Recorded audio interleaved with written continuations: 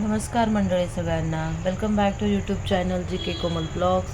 चला तर मी आज मिसळपाव करणार आहे. त्यासाठी मी 4 कांदे उभे कापून घेतलेले आहेत आणि थोडंसं तेलामध्ये आपल्याला फ्राय करून घ्यायचे आहेत आणि ह्याचं वाटण काढून घ्यायचं आहे.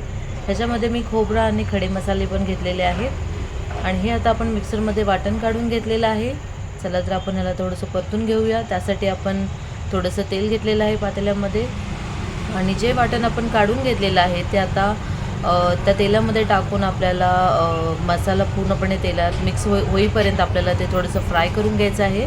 जोपर्यंत मसाला तेल नाही सोडत तोपर्यंत कंटिन्यू फ्राय करायचं आहे.